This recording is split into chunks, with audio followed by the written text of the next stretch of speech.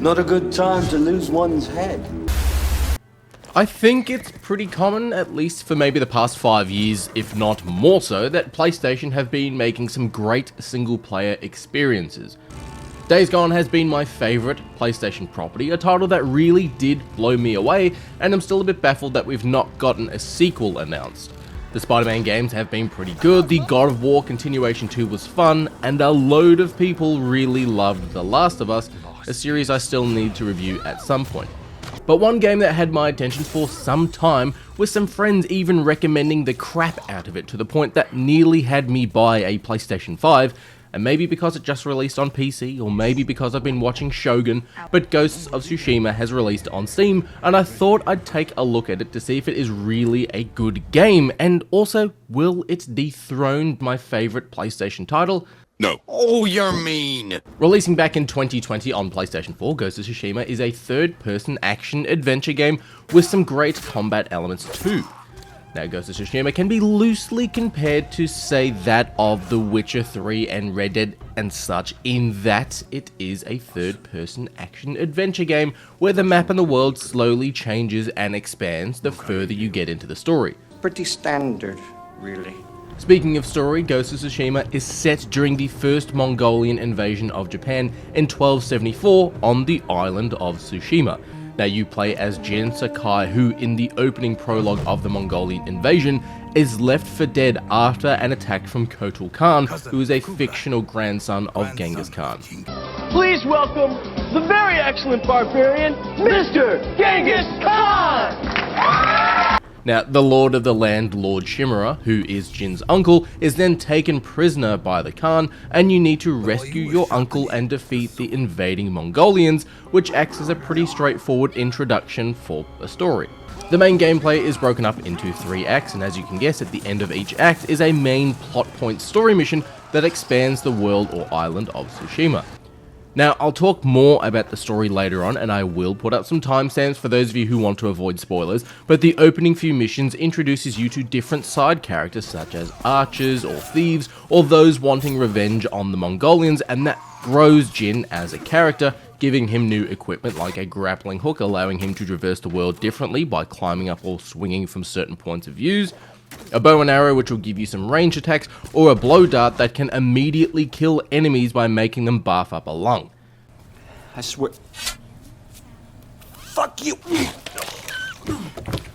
But as you meet new characters in the world who teaches Jin new techniques, they not only give you new ways to play the game, but it also affects Jin as a character. Now, because Jin was raised by his uncle to be a samurai, so throughout the story you are reminded that a samurai faces their enemy with honor, but in order to reclaim the island of Tsushima, you need to do things that would disrespect the way of Jin's upbringing, such as acting like an assassin. But the gameplay of Ghost of Tsushima is a little bit like, say, Assassin's Creed meets Dark Souls or Elden Ring, or probably even maybe a better comparison is the Star Wars Jedi series that Respawn did.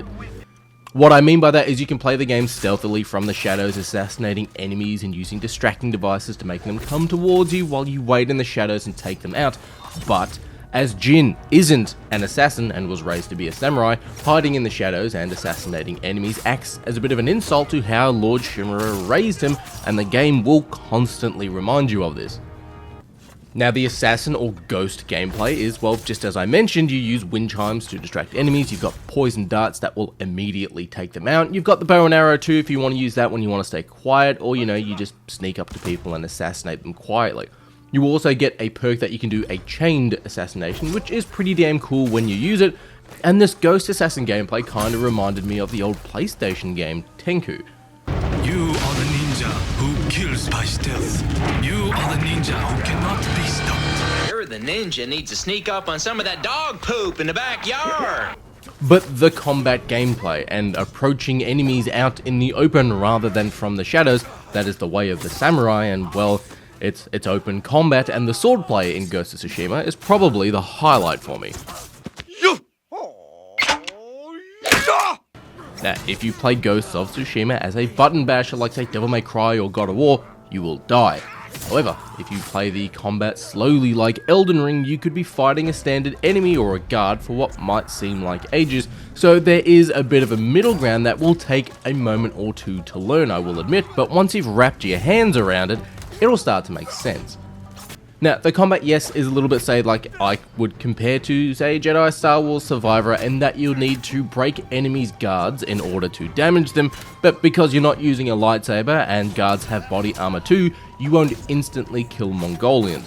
You'll break their guard, you'll deal some damage to them, and after a few hits, the guards will recompose themselves.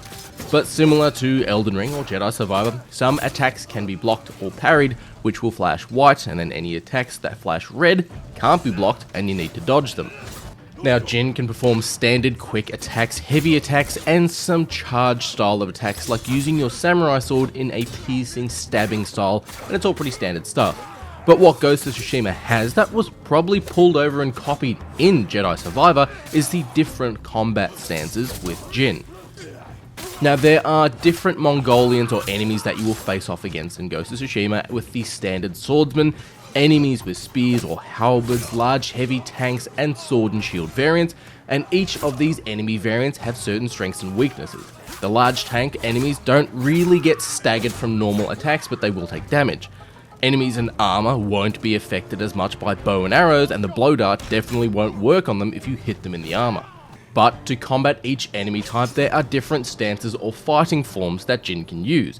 Now, you'll start off with the standard fighting form, which is known as Stone, which is weak against the standard swordsman, before you unlock the Water stance that combats shields, the Wind stance that combats the spearmen, and the Moon stance that combats the tanks.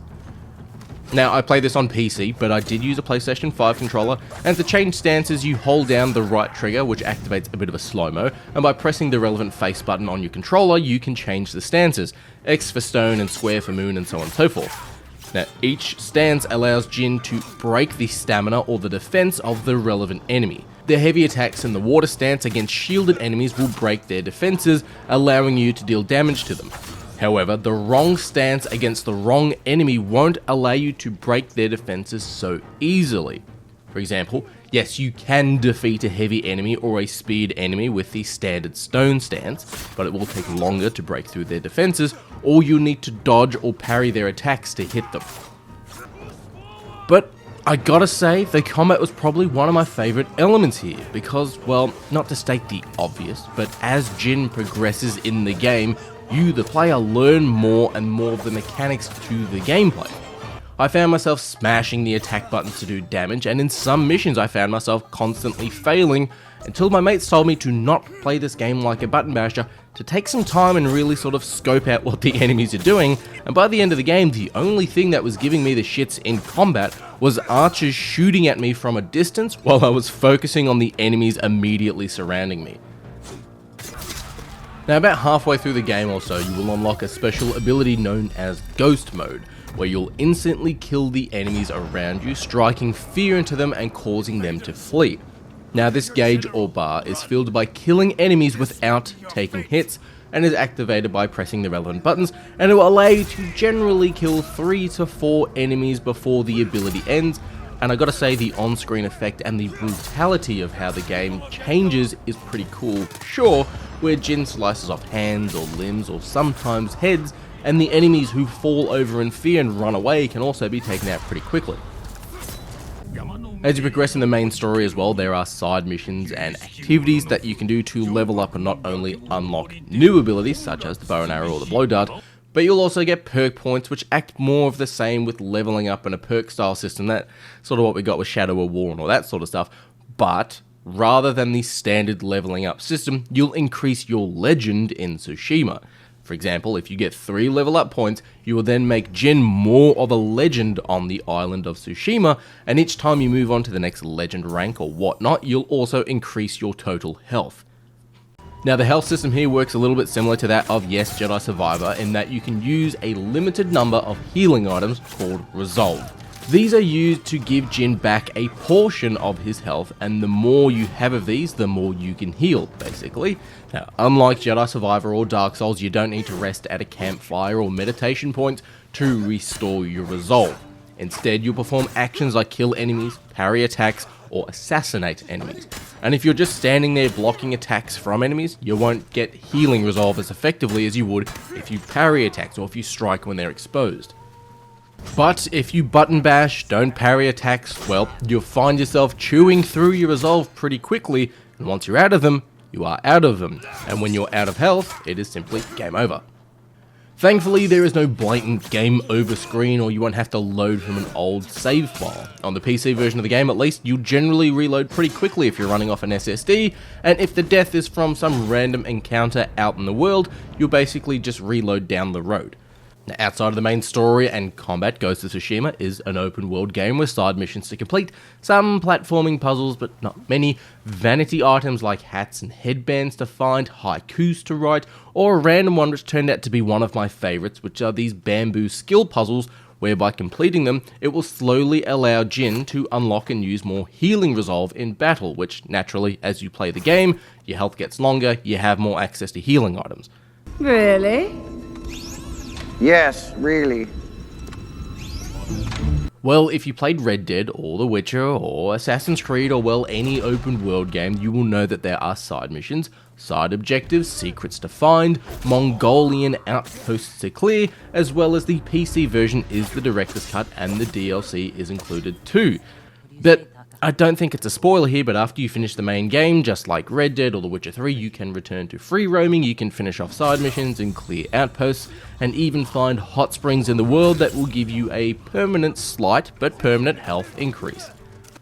What Ghost of Tsushima does differently with its traversal compared to The Witcher and Red Dead is that while yes, both of those games have horses for movement and travel getting around the world, there is no minimap or highlighted markers on where to go.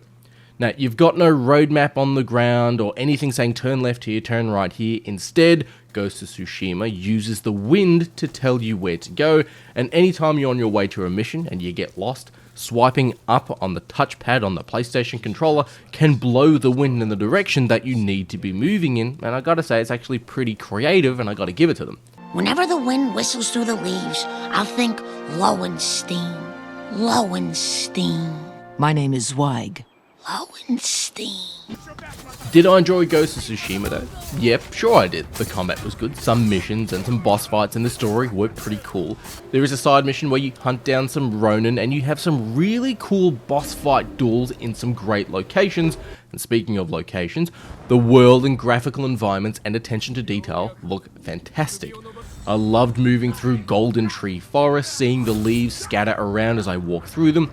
Shit, even the grass, just both standard fucking grass and long grass that you use to hide in stealth sections, look great.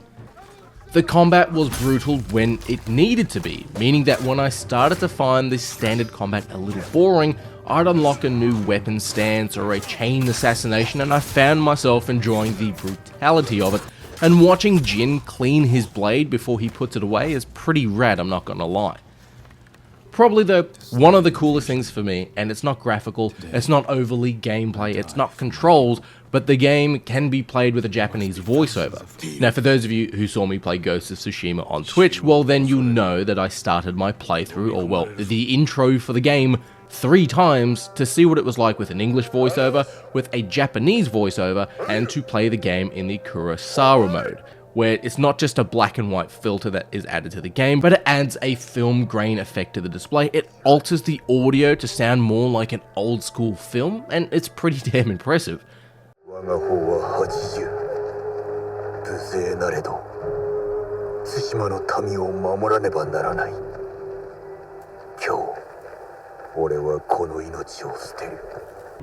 Personally though, for me, I picked the Japanese dialogue for about 80% of my playthrough, as the English voiceovers, while they're fine, it just didn't click or work for me personally. It makes emotional or confrontational scenes that much better with the Japanese voiceovers. Tradition, courage, honor, they are what make us. We are the warriors of Tsushima. Pass. What else you got? Narawashi. Uyu. Homare. それが我らが道だ。我らこそ島の勇士。我らこそモノノフだ。But there are some things for me that just didn't work with Ghost of Tsushima. Now, these are my personal takes. Firstly, the third act of the game. It felt pretty flat for me. I will talk more about this in the spoiler section in a moment or two, but Act 1 and Act 2, especially the end mission where events happen, were pretty damn cool, and Act 3 kind of felt like a rush job just to wrap up the game. I found, and this totally won't be a negative for a lot of people, but I had to also be in the mood to play Ghost of Tsushima. I wasn't in a rush to play the game when I finished my day job. It was a game where I had to put time aside to play it, and once the credits rolled at the end of the game, you're given the option to go back and finish side missions or complete legendary tales and all that sort of stuff that you didn't do during the main story, and I was kinda just done with it and ready to uninstall it. Like, I had no personal want or need to keep exploring the world and doing side missions. And some of the side missions and mythic tales that are pretty cool, like you're hunting down and dueling Ronin, or you're climbing a mountain to get a flame sword, but there are smaller mechanics in this game like charms that would give you a 2% increase on health when using resolve to heal, or another charm that if you snuck up on a Mongolian dog and patted it, it would then become your friendly companion, which I used maybe once or twice, mainly because I forgot about this mechanic, but when I used it as well, the dogs just kept following me and barking, and I found it really damn annoying.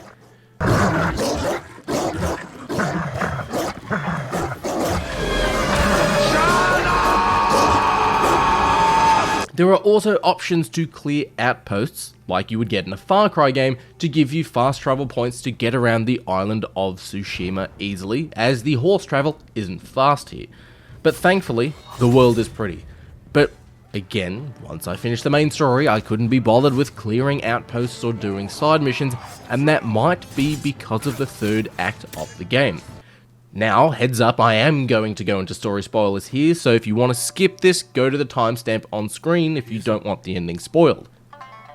Now, as the story is split up into 3 acts, naturally at the end of each act, there is a major story plot point to move it along. End of Act 1 has Jin sneak into a castle with his new equipment to save his uncle. After learning stealth and assassination mechanics, we then save our uncle, and the Khan heads further north on the island. As we progress through the story, Jin makes a name for himself as the Ghost, fighting the Mongolians and taking back the island of Tsushima, but going against the way of the samurai and fighting and killing without honor, which is a big no-no. Sleeping like a thief. Oh, Ghost.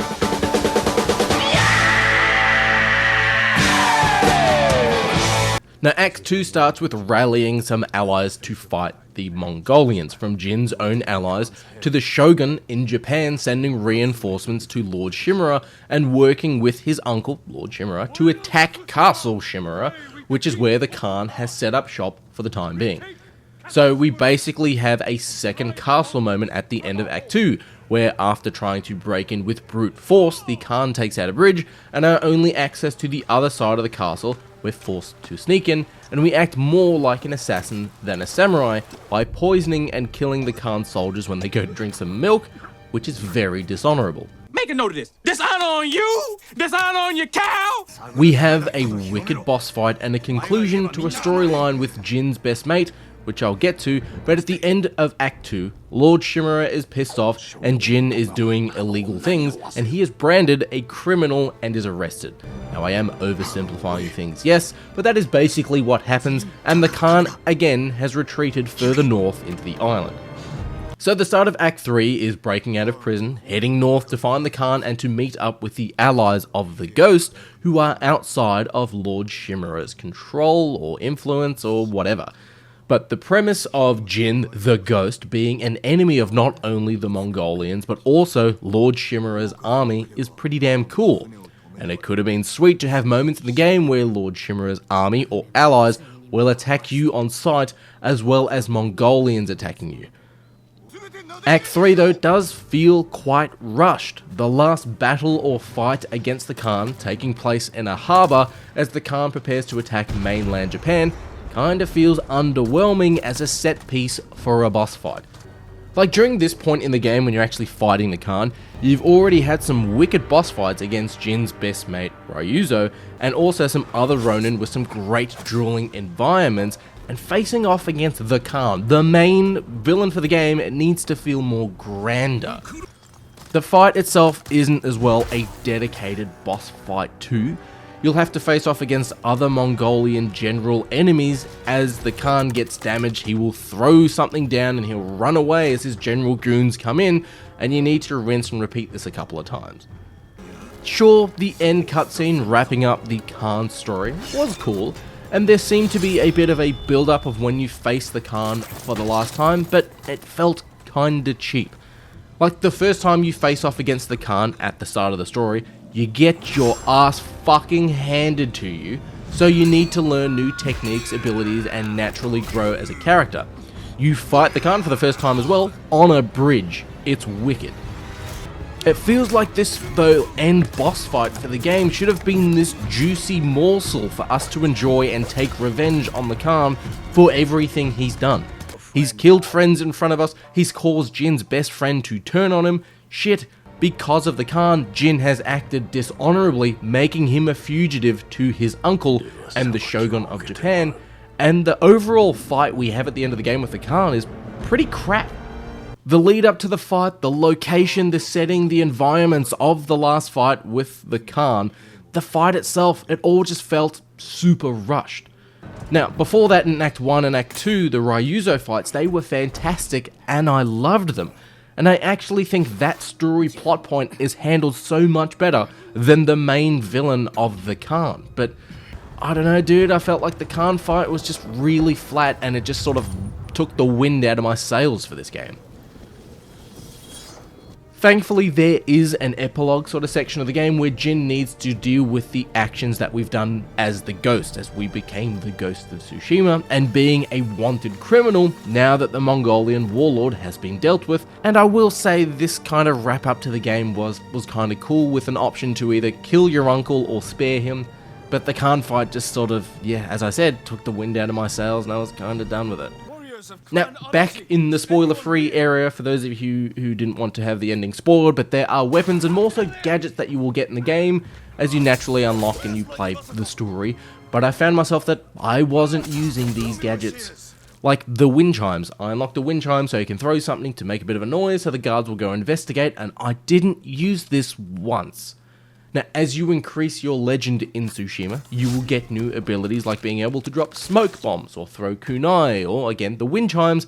Dude, I used the smoke bomb I think once in the game, and I accidentally threw some kunai as a sort of reflex while I was pushing buttons.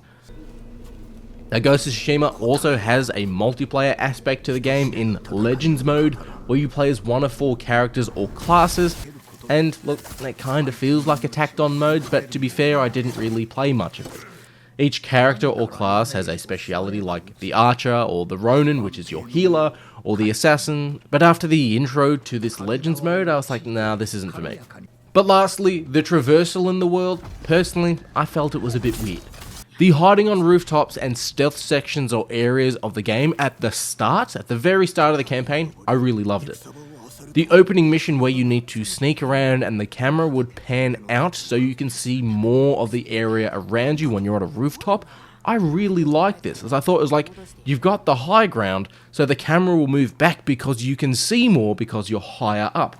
And I thought this was going to be a mechanic going forward for the rest of the game, but this was just sort of a story mission that sort of shows what's happening around you while you're on a rooftop. I thought they really should keep that mechanic of, when you're on a roof, have the camera pan back so you can see more. Also, some areas of traversal with Jin felt a bit weird. Like, Jin could climb some items but not others, and it might be years after me playing Assassin's Creed, but this fence feels like something Jin should be able to easily climb, am I wrong? But as stupid as this is, and I honestly have no idea why, but it stood out to me, but it was the horses. Do they look weird when they run, or is it just me? They more so remind me of a dog or a cat running at full pelt, rather than a horse in motion. I don't know, it could just be me though. But did I enjoy Ghost of Tsushima? Yeah. The combat was cool. At the end of the game, if I got surrounded by enemies, I know I could easily take them on and strike some fear into them as I entered in the ghost stance, and then I could do a cool flourish. Is that the word I'm looking for? But I could clean my katana and put it back in its sheath in this cool little animation. The option for you to also customize the outfits with Jin too, give him some cool little personalizations of your own for your playthrough. Personally, I highly recommend playing the game's intro at least twice to see if you prefer the English or Japanese voiceovers, and that opening as well is pretty damn cool. Ghost of Tsushima is definitely a game worth checking out. Now, if you're on the fence about it, I'd say take a look at some other independent YouTuber reviews or thoughts, and then maybe take a look at it when the game's on sale perhaps. But Ghost of Tsushima, strangely enough, has me more excited for Assassin's Creed Shadows. But whether this is your first time experiencing the Ghost of Tsushima story, or it is your 5th playthrough, always remember to play with each other and play with yourself.